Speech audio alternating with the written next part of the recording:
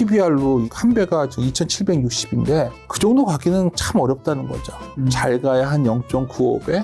이 정도면 한 2650? 뭐 이 정도 레벨이 어쩌면 올해 박스권이 상당 아닐까.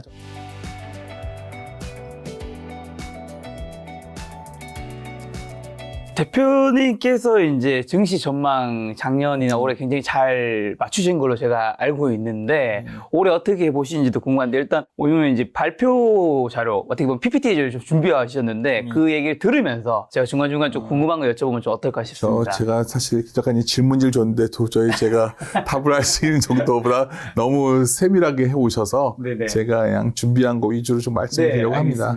그리고 이 내용은 제가 이제 리서치 센터장이 아니기 때문에 저희 리서치 의견이랑 좀 약간 우리 증권 용어 있잖아요. 마바라틱하게, 마바라처럼 좀 쉽게 좀 접근하려고 하고 있고요. 결론적으로 말씀드려서 주가가 이제 제가 작년 연말이랑 좀 계속 연초에 대한 불안감을 얘기했어요. 그 이유는 뭐냐면 무엇보다 그 기업의 실적 기대 수준이 너무 높았다 얘기도 많이 했었고 좀 우리 주가가 좀 너무 달려간 부분이 좀 있었거든요. 근데 미국은 상대적으로 더 좋았고 한국은 연초에 굉장히 부진하죠. 근데 기본적으로 연간을 바라보면 뭐 상고하자 그런 의미 별로 없는 것 같고요. 그냥 굉장히 좁은 박스권이 연간으로 지속될 것 같아요. 그러면 우리가 박스권이라고 하면 제일 많이 물어보시는 게 어디가 고점이고 어디가 저점이냐 뭐 이런 말을 물었잖아요. 근데 사실 여기서 제가 정확히 어디가 바닥입니다. 이거 말하면 사기꾼이 되는 거고 대략 이 정도부터는 좀 물려도 좀 사는 구간이 있고 어디서부터는 좀 사는 것보다는 좀 조심해서 줄여야 되는 구간이 있다면 그거 작년 말에 연말에는 23년 말에는 올라가더라도 좀 줄여야 되는 구간이었다면 지금은 좀 더 밀리더라도 사야 되는 구간에 좀 들어섰다. 이게 좀 처음 말씀드리고 싶은 거고요. 일단 그렇게 보는 첫 번째는 제가 많이 말씀드리고 오늘 그림을 좀 바꿔 가져왔지만 핵심은 우리나라가 이제 이렇게 바닥 잡거나 이럴 때 PBR을 많이 봅니다. 그렇죠. PBR 보시면은 0.9배 깨져 있어요. 0.9배가 한 2470이니까 뭐 그 전후인데 더 좋은 거는 뭐 이렇게 확 밀렸을 때 0.8배 근처 다 갔을 때겠죠. 이거는 코로나 때.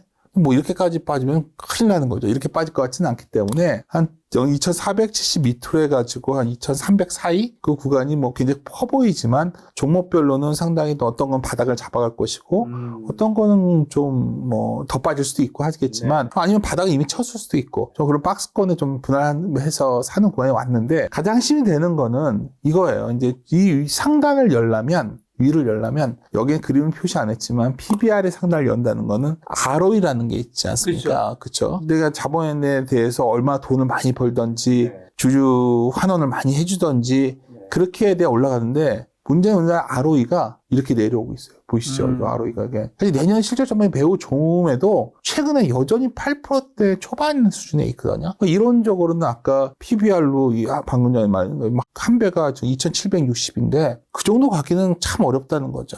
잘 가야 한 0.95배? 이 정도면 한 2650, 뭐 이 정도 레벨이 어쩌면 올해 박스권이 상당 아닐까. 전 조심스럽게 보고 있는데 여하튼 우리나라가 왜 이렇게 ROE가 떨어지냐? 우리나라 경제가 참 메가리가 없다는 게 첫 번째일 겁니다. 그러니까 다시 말씀드려서 아주 간단하게 처음에 말씀드렸던 거는 결국 우리가 상당히 크게 하려면 우리나라 경제가 좋아져서 경제가 좋아진다는 기업이 돈을 많이 벌어죠. 그렇죠? 그 결과가 ROE가 좋아져야 되는데 그 흐름이 안 좋다 보니 상당히 열 수 없어서 박스권이고 하다는 그러지만 뭐 자본 총계가 여전히 크다 보니까 밑으로 더 크게 무너지기 쉽지 않은 상황 이렇게 보고 있습니다. 근데 이제 이게 이제 아마 김 작가님이랑 좀 얘기할 부분인데 우리나라는 그런데 요새 뭐 미국 보면 아침에 일어나면 미국은 뭐 나스닥은 뭐 난리죠. 작년 이게 10월을 100으로 놨는데 많이 올랐죠. 나스닥, 니케이, S&P 대만 가권 지수도 많이 올랐어요. 코스피 코스닥은 빨간색 억지로 표시했는데 어떤 분이 안 보인다 그래서 근데 상해 종합은 뭐 중국은 더 안 좋네요. 엄청 많이 빠진 거죠. 여기서 이제 고민을 하는 거죠. 어떤 사람은 그래 이거 많이 올랐으니까 중국을 사야 돼. 내지는 한국 증시에서도 소외된 걸 사야 돼. 뭐 중국 익스포저 있는 회사를 사야 돼. 뭐 이런 생각을 하는 사람도 있을 거고 어떤 사람은 아니야. 여긴 답이 아니야. 우리는 끝까지 여기서 놀아야 돼. 저는 사실 후자에 가깝습니다. 기본적으로 왜 이렇게 둘의 간격이 벌어졌을까 생각을 해보면 무엇보다 일단 우리 증시가 부진한 이유도 여기에 찾아야 돼. 왜 우리가 미국이 아침에 오르는데 우리 못 올라갈까? 그러니까요. 중국 익스포저 때문이죠. 중국이 안 좋은데 우리는 그 영향을 직접적으로 받고 있다는 거예요. 뭐가 있을까? 우리나라 주식 중에서 원래 좀 코로나 끝나고 나면 리오프닝 주식 막 좋아질 줄, 네. 면세점 주식 좋아진다고 그렇죠. 막 저도 뭐 의류회사 좋아진다고 막 맞아요. 그랬는데 뭐 전혀 효과 없잖아요. 화장품도 그렇고요. 그러니까요. 근데 화장품 내에서도 미국의 익스포저가 큰 것들은 굉장히 주가가 좋죠. 그리고 대표적으로 여기에 좀 좋은 것들의 공통적인 특징이 딱 떠오르는 게 없으신가요? 바로 IT라는 거예요. 중국과 미국이 어떻게 했던 간에 서로 네. 어떤 패권 전쟁이 벌어졌고, 뭐 100년 전쟁이라는 표현도 쓸 정도로 100년 만에 또 전쟁이 벌어졌다 보고 있는데, 결국 중국과 미국의 패권 전쟁에서 우리가 뭐 지금 나오는 거는 네. 중국이 진 것 같지 않습니까? 뭐 단기적이지만 그렇죠. 뭐 지금까지 미국에 수많은 도전했었는데 80년대 일본이 도전했다가 완전히 맛이 갔었고 그 당시에 그 바람에 우리 반도체가 좋아졌잖아요. 이번에도 비슷해요. 중국이 도전을 했는데 미국이 용납 안 하다 보니까 어떻게 했던 간에 우리나라의 IT도 지금은 힘들지만 네. 좀 좋아질 여지가 생긴 거고 중국은 완전히 이제 저사양 같은 제품들 만들어야 되니까 중국은 갈수록 경쟁력이 떨어지지 않을까요? 네. 그래서 이러한 현상을 잘 이게 왜 외국 주식을 얘기하냐면 네. 우리는 이쪽에 익스포저 돼 있는 것들 위주로 봐야 된다는 거죠. 근데 니케이 225 제가 알기로 어. 지금 30년 만에 최고치로 그렇죠. 알고 있는데 왜 일본 증시는 좋은 거예요? 뭐 일본은 전반적으로 환 효과도 크고요. 정책 네. 효과도 먹혔고 뭐 어쨌든 간에 거기도 IT도 좋고 전반적으로 다 좋아지고 있죠. 일본은. 예, 환 효과가 크고 정책도 굉장히 의지가 있었고요. 네. 근데 뭐 그런 식으로 하면 중국도 이번에 어마어마한 정책을 발표했죠. 우리나라 옛날 증한기금처럼. 그래서 주가 미동이 없어요. 기본적으로 이런 온도차에서 우리가 안 좋은 온도에 있는 것들을 볼 거냐 아니 여기를 볼 거냐 한다면 여전히 이쪽을 봐야 되죠. 근데 이제 부담이에요. 여기가 얼마나 올라갈 수 있을까. 근데 왜 그렇게 보는지를 먼저 말씀을 드리면 사실 이게 이제 아주 단순한 그림이에요. 여기 보시면 1이라고 적혀 있는 게 이제 2000년으로 해놨잖아요. 네덜란드 교육청에서 나온 자료 갖고 만든 건데 전 세계 생산량 중에서 얼마나 교역이 되냐의 비율을 본 거예요. 그럼 이때 중국이 WTO에 들어오면서 생산한 것만 교역이 이렇게 많이 늘었었잖아요. 간단하게 둘의 비율이니까. 네. 그래서 이때는 선진국 대비 이머징 증시가 이렇게 좋았었어요. 네. 근데 뭔가 금융위기 이후에 이쪽이 균열이 생긴 거예요. 그리고 18년 이후에 더 균열이 생겨요. 이때부터는 일단 그게 다 뭐냐면 2018년에 결국 트럼프가 집권하면서 중국에 대해서 굉장히 공격적으로 나섰잖아요. 하지만 네. 지금 계속 나오는 게 무슨 뭐 공급망이 바뀌었다 뭐 온갖 얘기를 하는데 이와 같은 뭔가 변화가 크게 생겼고 과거처럼 생산을 무작정 늘리는 시대가 아닌 거죠. 예를 들어서 김 작가님 같은 네. 경우에도 특히 동의하시겠지만은 뭐 모든 경기라는 게 미국도 서비스업 중심으로 많이 도는 것 같고 서비스업이 잘 안 되는 나라들은 되게 부진하잖아요. 뭐 일본 아까 얘기하셨는데 일본 여행 가면 사람이 넘쳐나는데 그렇죠. 그렇죠. 뭐 우리는 그렇지 않잖아요. 중국도 또 상위가 다 비었다고 하고 있고 또 리쇼어링 같은 강화되고 에너지 자립 또 내수 규모에 대한 차별화 나오고 하여튼 이와 같은 중요한 거는 이머징이 계속 뭔가 여류에 들어갔죠.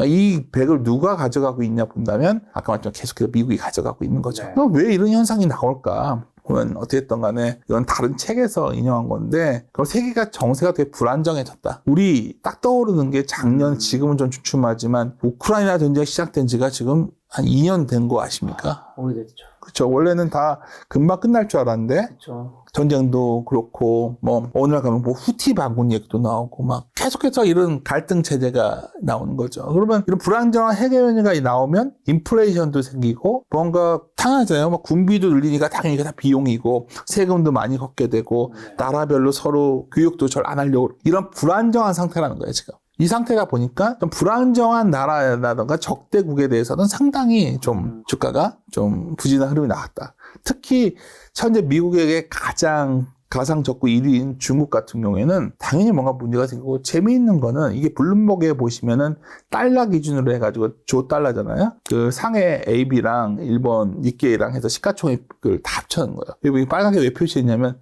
일본이 다시 넘어가기 시작해요. 중국이 원래 더 올라갔었거든요. 우리나라에서 꼭 하이닉스가 역전됐다.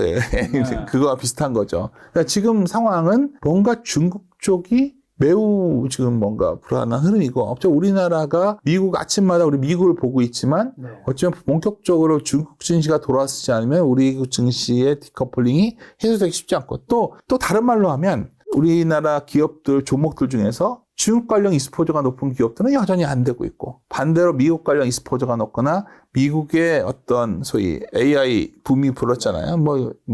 테마라든가 분위기로 본다거나 봤을 때 이게 좋다 나쁘다. 펀더멘탈이 아니다면 얘기는 다음 문제고, 여하튼 흐름은 그런 쪽으로 가 있다는 겁니다. 문제는 중국이 이거 데이터만 봐도 하나 뚜렷하게 보이는 게, 이때 금융위기 직후에 한번 푹 올라오긴 했지만 코로나 때 이게 미국향 수출이에요, 중국에. 딱 보시기에도 쭉 내려오고 있는 것 같지 않습니까? 증가율이. 줄어들고 있네요. 당연히 중국 GDP가 주는 거죠. 중국이 수출을 미국에 많이 갖다 못 판다는 거는 우리나라가 갖다 못 파는 거죠. 우리는 중국을 통해 수출하는 것도 꽤 많았잖아요. 우리 2000년대에 한참 우리 경제가 엄청 좋고 주가가 난리 났을 때 있잖아요. 네. 그때 엄밀히 말하면 우리나라 성장률이 좋았던 게 아니라 중국의 성장률이 너무 높으니까 우리가 수혜를 받았고, 그때는 금리 올라가는 이상으로 중국 성장이 나왔던 거죠. 근데 그 시대가 2000년대 이때거든요. 이때 미국향 수출이 엄청 높은 수준이 증가율이 2자리 유지되니까 중국 GDP가 이렇게 좋았다가 이 기후에 쭉 내려오고 있다. 아까 생산과 교육 규모가 바뀌었지만 사실 이 흐름이 반전된 조짐은 아직 전혀 없기 때문에 이 흐름 없이 그냥 이게 주가 부진했으니까 이게 돌았을 거야는 일본 옛날에 그 30년 불황 들어가기 전에 일본 많이 빠졌으니까 돌았을 거야 똑같은 거라는 거죠. 뭐 일본에 비교할 수는 없죠. 근데 뭐 일부에서는 중국이 현재 PPI가 마이너스 갔기 때문에 이걸 디플레이션이라 말하시는 분도 있잖아요. 뭐 다르다 보지만 이와 같은 이 수출 쪽에 있는 부분들이 참 고민스럽고요. 그러면 우리나라가 사실 중국 좀 싫어하시는 분들 굉장히 많지만 네. 중국이 잘 안 좋으면 우리도 약간 크게 영향을 받는군요. 그럼요. 요즘 정말 우량주 바이앤 홀드 매수 보유 전략 하다가 큰일 나는 것들이 유화주, 롯데케미칼 같은 거, 물론 롯데건설 문제도 있었지만 신세계 같은 거 보십시오. 끝이 없잖아요. 매수 안 좋은데 기본적으로는 중국 모멘텀에 다 관련되는 것들. 그래서 이게 지금 사실 수출이 이게 줄고 있다는 걸 말씀드리면 아까 너무 설명이 자명한 거예요. 그 다음에 또 문제는 우리가 기사로 많이 접하는 중국 뉴스는 그냥 부동산 얘기예요. 헝다 파산에서 그렇죠. 중주인 갑자기 이름이 기억나네요. 근데 중국의 부동산이 너무 안 좋죠. 이거 보시면은 이게 이 정도면 완전 무너진 거죠. 당연히 중국의 소비 심리가 많이 망가져 있죠. 제가 요즘은 중국을 안 가봤는데 우리 한참 김 작가님 우리 중국 많이 다녔었잖아요. 네, 맞아요. 그러면 중국 가면 소비가 엄청 좋고 명품 소비 중국에서 엄청 하고 근데 요새 중국에서 유행하는 게 그 합리적 소비 이런 거로 바뀌었다는 말이 있잖아요. 요즘에 중국 간다는 사람도 잘 본 적이 없어요, 주변에. 상해도 그렇게 요새는 사람도 없다고 하더라고요. 그래서 하여튼 중요한 건 중국이 소비할 여력들이 없는 것 같아요. 우리도 여력이 없지만 중국은 특히 심한데 이게 참 문제는 이 부동산 문제가 바뀌어야 되는데 이게 참 녹록지 않다는 거죠. 우리가 데이터를 보고서 확인하기 제일 편한데 그냥 딱 직관적으로 보시기에도 이거 한 2002년간 심각하구나 이 정도면. 소비자 소비 심리가 이렇게 많이 망가져 있다는 거고요. 사실 최근에 참 그 문제는 또 뭐냐면 이게 물론 단기적인 흐름일 수도 있는데 이게 잘못 오타인데 FDI예요. 네. DI가 갑자기 야자로 바뀌었더라고요. 간혹 그런 경우가 있죠. 워드나. DI가 뭐냐면 Foreign Direct인 거죠. 인베스트먼트. 외국인 직접 투자가 마이너스를 돌았어요. 엄청 중국에서 나오고 있는 거죠. 나오고 있는 거죠. 그러면 우리가 아까 돌아가서 약간 왜 이게 갑자기 이런저런 경제 얘기 어떤 분들은 왜 하냐 빨리 종목 얘기는 하지 하시겠지만 이 종목에 다 관련되는 거예요. 지금 중국에 익스포저가 있는 기업들은 참 녹록지 않겠다는 생각 안 드세요? 그러니까 이런 거죠. 중국이 이제 춘절이 온단 말이에요. 좀 있으면. 그럼 옛날 생각하고 춘절이 되면 뭐가 될 거야 하는데 예전 같지 않은 거야. 우리 작년에 광군제 때 그러지 않았나요? 광군제 때 옛날 광군제 생각하고 광군제가 오면 면세점이 어떻게 될 거고 우리나라 화장품이 어떻게 될 거고 온갖 얘기를 했지만 화장품도 요즘 되는 거는 뭐가 되는 거냐면 미국의 OEM 업체들 중에서 미국에 익스포저 있거나 해외에 익스포저 있는 업체들 이렇게 돼버리잖아요. 그러니까 이게 바뀌고 있다는 걸 우리가 알고 있어야 된다는 거예요. 첫 번째는. 하여튼 장황히 말씀드렸는데 참 중국이 녹록지 않고 그러다 보니까 미국에 다 쏠리고 있다 말씀드린 겁니다. 이게 문제예요. 근데 문제는 중국을 잔뜩 얘기했는데 이 와중에 또 문제는 뭐냐면 중국이 수입이 늘어도 한국에서 수입은 또 안 늘어요. 우리와 중국 관계도 더 안 좋아지는 거예요. 그러면 여기서 잘 생각해야 되는 게 중국에 이제 공장 있는 기업들 중에 요새 잘 보시면은 공장 무슨 팔았다 얘기도 나오고 나오잖아요. 자꾸. 이 중국발 모멘텀 감속이 너무 뚜렷하는데 이게 수출 감소에 상당히 이쪽 부분 영향을 주고 있다는 거예요. 근데 되게 재밌는 게 2018년까지는 거의 똑같이 가는데 여기가 트럼프잖아요. 그 이후부터 좀 달라지네요. 디커플링. 네, 그러니까 18년 이후에 결국은 여기서 이제 얘기를 더 하자면 우리 트럼프 하면 떠오르는 게 뭐죠? 정책 딱 놓으면 나오는 것 중에 첫 번째가 수입 관세 무조건 10% 때리겠다는 거 아니에요.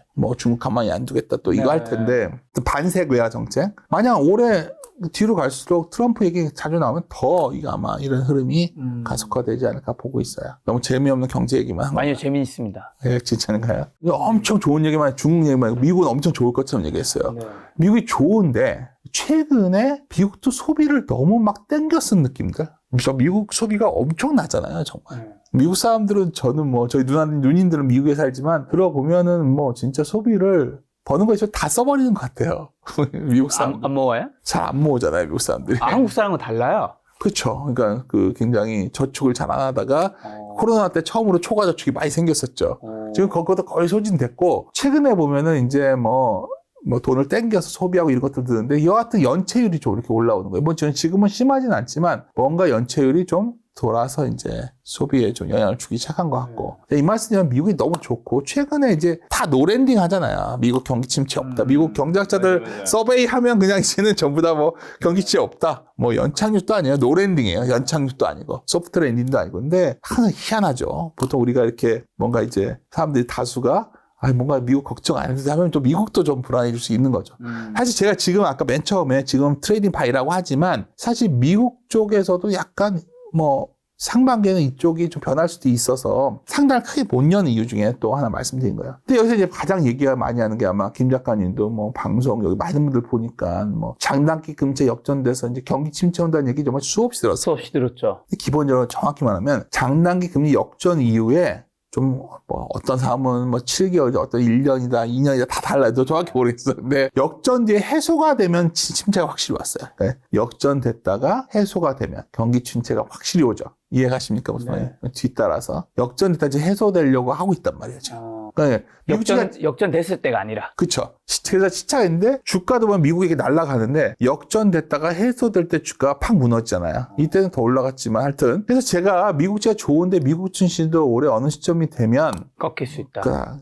사실 당닥김치 역전이 뭐 수학 공식은 아닌데 이게 이제 뭘 말하는 거냐면 미국도 좀 아까 노랜딩이 아니라 어떻게 또 미국의 경기도 좀 흔들리는 시그널이 올해 나올 수 있겠냐 뭐 이걸 한번 우리 궁금해하는 거잖아요. 근데 저는 이제는 정말 올해 이후에는 미국의 노랜딩이 아니라 경기 침체라는 단어가 우리가 넉넉히 멍하니 보고 있을 때 어느 날 갑자기 툭 나올 수 있겠다는 생각도 있어요. 이게 심해지면 박스권도 아닐 수 있죠. 근데 저는 아직은 이게 심한 경기 침체가 올 거로 보고 있지는 않은데 여하튼 이상한 일이 있었던 게 올 초가 되면 ISM 제조업 지수가 나오고 서비스업 지수가 나와요. 근데 나왔는데 서비스업 내세부하면 고용이라는 지표가 있는데 이게 푹 무너졌잖아요. 이렇게 무너질 때 보이시죠? 이게 팍 내려올 때 이럴 때 이게 되게 깜짝 놀랐던 일이에요, 사실은. 근데 이게 뭐 이걸 어떻게 해석하냐 달라요. 뭐 하여튼 53인가 있었다가 이게 47인가 몇인가 정확히 숫자를 기억이 안 나네. 하여튼 급락을 했는데 사실 과거 보면 미국의 이제 비농업 고용 민간인 중요한데 이게 급락하면 뒤따라 이게 꼭 내려왔거든요. 그래서 이 말을 왜 하냐면 아까 미국의 노랜딩 시나리오라는 건 무슨 말이냐면 미국의 고용 시장이 단단할 것이다라는 게 얘기를 하는 거예요. 노랜딩. 그렇죠. 그럼 고용이 잘 되고 있는데 뭔 걱정이냐는 거지. 무슨 뭐 너희들끼리 물가가 자연스럽게 잡혀가고 고용이 단단하면 소비도 안 좋을 것이고 뭐 그 얘기를 하는 건데 이제 조심스럽게 미국 고용 쪽에서 혹시 변화가 있으면 어떨까? 이런 고민도 해보자는 거죠. 근데 물론 이 하나의 뭐 서베이 지표하는 그 서베이는 설문조사한 거거든요. 이거 갖고서 뭐 우리가 뭐 고용이 안 좋아시켜서 얘기할 수는 없죠. 왜냐하면 이것 때문에 이게 또 수수께끼 같은 건데 미국의 고용을 보면 이게 일자리에서요. 구인 구직 비율. 그러니까 이게 2.0이 넘어갔었거든요. 그러니까 사람을 구하는 비율이 2배나 됐던 거죠, 미국은. 근데 이런 적이 없었어요, 미국이 이번에. 그래서 이게 반드시 경기가 좋아서만 그런 게 아니라 저는 우리나라도 동일하다 보는데 우리나라도 뭐 수요가 엄청 좋아서 고용이 되는 게 아니라 공급이 없는 거지, 일할 사람이. 오늘 식당을 빨리 닫길래. 일할 사람 없다고 하더라고요. 그쵸. 장사 잘 되시는데 왜 하냐면 일할 사람 없다고 하더라고요. 그 현상이거든요. 그 이유가 뭐냐면 베이비 부모들이 은퇴가 노동 공급도 줄고 근데 이게 기업 입장에서 잘 생각해보면 엄청난 비용 부담이잖아요. 우리가 이게 고용이 잘 된다는 얘기는 다른 말로 하면 엄청 경제가 잘 들어가는 의미로 해석을 하고 싶은 건데 보면 우리 자영업자들 우리나라만 봐도 어쩜 회사가 어쩌면 사람 못 구해가지고 그냥 가동을 낮추는 경향까지 있는 거 아닌가요? 그렇죠. 아닌가요? 제가 너무 확대 해석하는 건가요? 맞습니다. 그러니까 미국 고용사의 수수께끼라고 하지만 아까 방금 전에 이게 서비스업까지 이런 상황인데 사실 이걸 보면 미국이 현재 막 노랜딩 시나리오를 구성하고 있는 건 또 구조적 문제라는 거죠. 이거는 코스트 문제일 수도 있다는 거예요. 기업들의 비용 문제.